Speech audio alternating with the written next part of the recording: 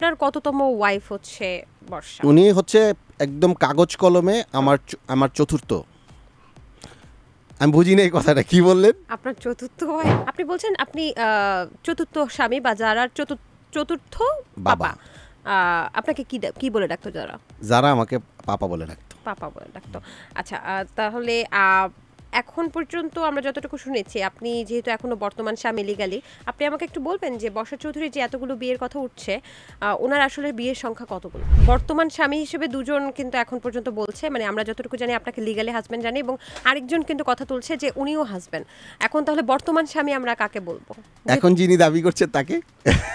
আপনি কি তার স্বামী হতে চাচ্ছেন না বা দায়িত্ব নিতে চাচ্ছেন? আমি তো যদি মানে এটা চাইতাম যে ওনার সাথে আমি সংসারটা করব, তাহলে তো আমি ওনাকে ধরে রাখার চেষ্টা করতাম। আমি তো ওনার কাছ থেকে পালিয়ে বেড়াচ্ছি, মানে কখন এখান থেকে আমি বাঁচবো, কি একটা ক্লেম দিয়ে আমাকে মামলা ঢুকায় ফেলবে, কারণ উনি তো প্রচুর মামলা করতে পারে। দেখেন, আমি বিয়ে করছি 3 দিন, বিয়ে করে সংসার করছি 3 দিন, আমি মামলা খেয়েছি 4টা। হয়েছে খাতা কলমে? আমি খাতা কলমে এখনো পাইনি, কিন্তু মানে যেহেতু বাংলাদেশ একটা মানে ধর্মীয় দেশ, আমি বলবো ওই হিসেবে লোকের চোখে তো ডিভোর্স হয়ে গেছে ইনশাল্লাহ।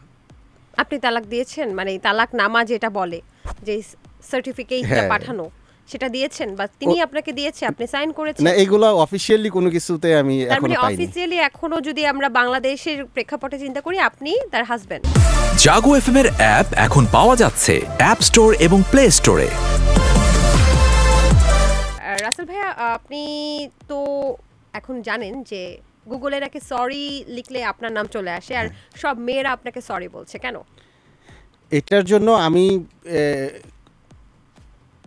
জন্য আমি নিজেও সরি বলে নিব, আমার সে মাদের বোনদের, যে মায়েরা বোনেরা আমাকে সরি বলছেন। আসলে এইটা আমার প্রাপ্য ছিল সরি বলাটা, কারণ একটা সময় আমার মায়েরা আমার বোনেরা ভুল বুঝে আমাকে অনেক গালাগাল করেছে, আমাকে অনেক কষ্ট দিয়েছে। এই জন্য আমার মায়েরা বোনেরা আমাকে সরি বলতে, আমি এটাকে সরি হিসেবে নিব না, এটাকে আমি দোয়া হিসেবে নিব এবং বলবো এটা আমার জন্য মানে অনেক অনুপ্রেরণার একটা বিষয়। আচ্ছা, আমরা জানি যে রিসেন্টলি সোশ্যাল মিডিয়াতে ঢুকলে আসলে আপনাকে সহ এবং আপনার প্রাক্তন বলবো নাকি বর্তমান স্ত্রী, এটা তো অবশ্যই প্রাক্তন, কিন্তু আপনার তো ডিভোর্স হয়নি, হয়েছে? এখন ডিভোর্স না হইলে উনি আরেকজনের কিভাবে হয়? হয়েছে ডিভোর্স? খাতা কলমে? আমি খাতা কলমে এখনো পাইনি, কিন্তু মানে যেহেতু বাংলাদেশ একটা মানে ধর্মীয় দেশ, আমি বলবো ওই হিসেবে লোকের চোখে তো ডিভোর্স হয়ে গেছে ইনশাল্লাহ।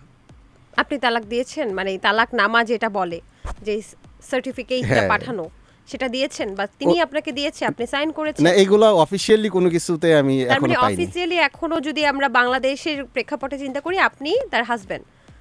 না, এটা বলতে পারবেন না। কেন বলতে পারবো না? মানে আমি যদি কাগজপত্র ঘাটি, আপনার নাম উঠে আসবে না?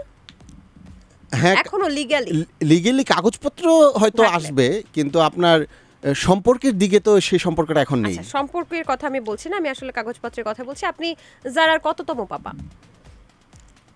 আমি যতটুকু জানি যে আমাকে বিয়ের আগে বলা হয়েছিল আমি তৃতীয়, কিন্তু বিয়ের তৃতীয় দিনই আমি শুনতে পাই যে আমি তৃতীয় না, আমি চতুর্থ। রুমি রহমান মারা যাবার পর উনি আমজাদুল ইসলাম জ্যাকি নামে একটা ছেলেকে বিয়ে করে, এবং সেটার কাবিননামা সহ আমার কাছে লোকজন চলে আসে যে রাসেল ভাই, আমি বিশ্বাস করি না, আমি কই না, কি বলো? তখন উনি আমাকে কাবিননামা আমাকে মেসেজ করে, ওই কাবিননামাটাও আমি দেখি, পরে আমি শিওর হই যে আমি চতুর্থ। আপনি চতুর্থ? হ্যাঁ। তখন আপনি কি বর্তমান স্বামী হিসেবে দুজন কিন্তু এখন পর্যন্ত বলছে, মানে আমরা যতটুকু জানি আপনাকে লিগালি হাজবেন্ড জানি, এবং আরেকজন কিন্তু কথা তুলছে যে উনিও হাজবেন্ড। এখন তাহলে বর্তমান স্বামী আমরা কাকে বলবো? এখন যিনি দাবি করছেন তাকে।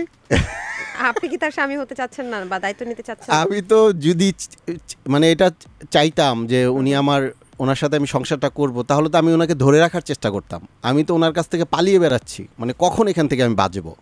পালিয়ে বেড়াচ্ছেন কেন? উনি কি আপনাকে মারধর করে বা কিছু? না, উনি পালিয়ে বেড়াচ্ছি কারণ ওনার সাথে কথা বললেও আমার মানে ভয় লাগে, বা উনি যে রাস্তা দিয়ে হাঁটবে ওই রাস্তা দিয়ে হাঁটলেও আমার ভয় লাগে, কখন কি একটা ক্লেম দিয়ে আমাকে মামলা ঢুকায় ফেলবে, কারণ উনি তো প্রচুর মামলা করতে পারে।